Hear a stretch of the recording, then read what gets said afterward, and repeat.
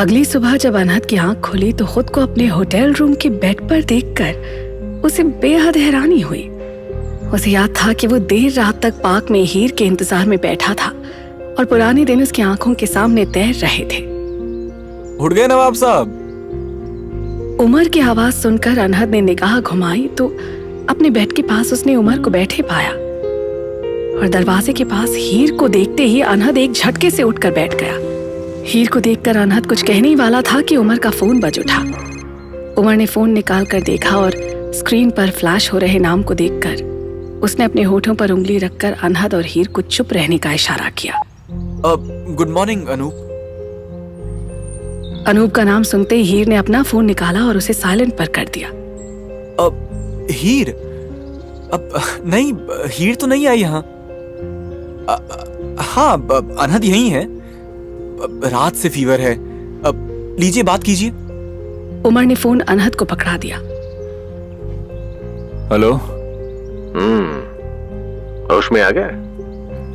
कल रात के लिए I am really sorry, extremely sorry. फिर कभी ऐसा कुछ नहीं होगा। ना हो तो ही बेहतर है।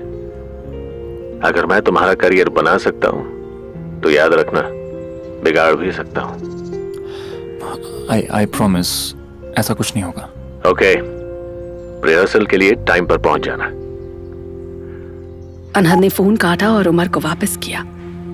अब तक चुप खड़ी हीर अनहद के करीब आई।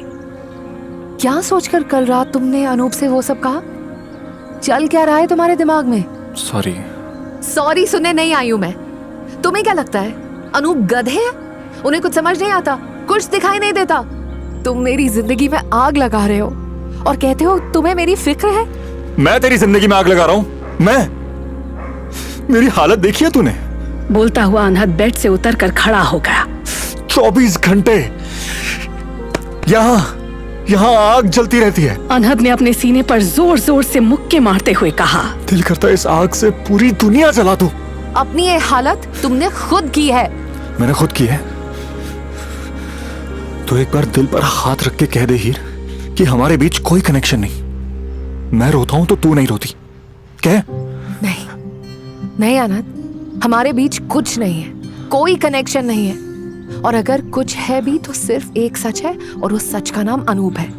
और अब अगर तुम्हारा दिमाग ठिकाने पर आ गया हो तो रिहर्सल पर पहुंच जाना।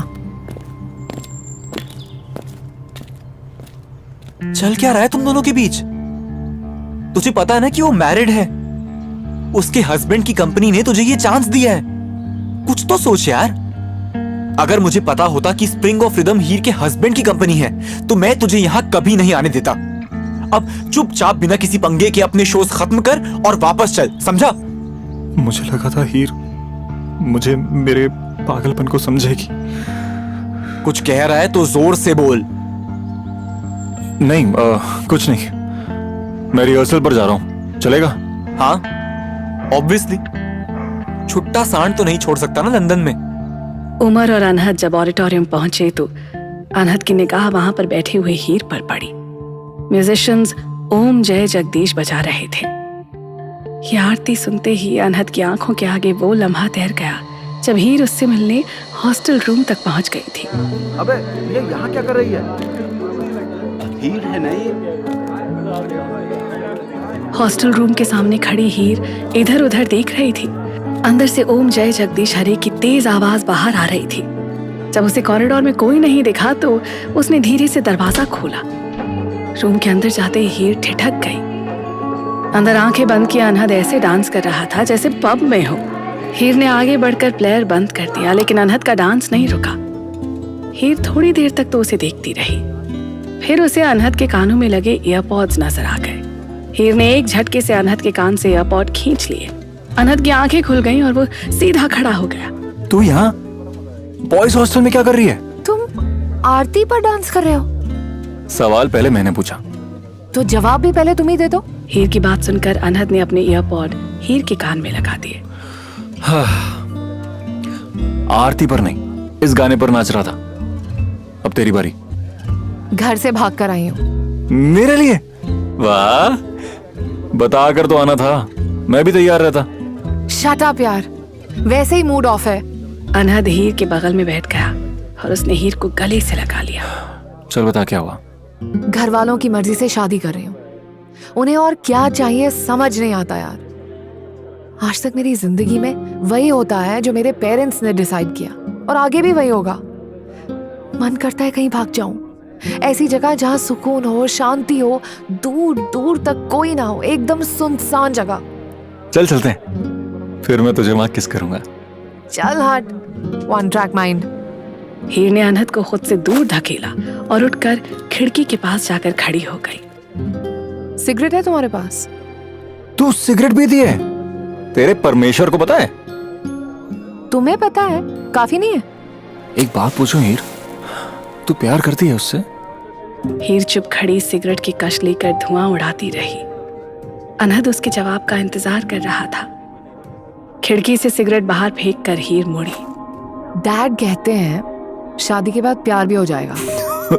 उससे या किसी और से? ओह गॉड, तुम आखिरी बार सीरियस कब हुए थे? जब मैं 6 साल का था। 6 साल के? तब से लेकर अब तक कभी सीरियस नहीं हुए? तब माँ थी ना, सीरियस होता था तो वो मना लेती थी, फिर वो चली गई। कहाँ चली गई? अनहद ने अपनी एक उंगली ऊपर आसमान की तरफ उठा दी। ओह, आई एम सॉरी। तुम क्यों सॉरी बोल रही हो? उन्हें ही जल्दी पड़ी रहती थी हर बात की। जरा सा पेशेंस रखती तो आज मेरे पास होती। क्या हुआ था? कुछ खास नहीं, उस दिन स्कूल की छुट्टी हो गई थी। रोज मुझे लेने आती थी, उस दिन उन्हें देर हो गई। मैं रोड के इस तरफ खड़ा था, रोड की दूसरी तरफ वो थी, एकदम मेरे सामने। उन्हें रोड क्रॉस करके मुझे गले लगाने की जल्दी पड़ी थी। उनकी ये जल्दबाजी एक ट्रक वाले को बिल्कुल पसंद नहीं आई, बस उसने उड़ा दिया उन्हें। शिट। हीर ने आगे बढ़कर अनहद को गले से लगा लिया। उसके गले लगा हुआ अनहद सिसक कर रो रहा था। ऑडिटोरियम में खड़ा अनहद हीर को देख रहा था, जो आंखों में नमी लिए अपने ख्यालों में गुम मुस्कुरा रही थी।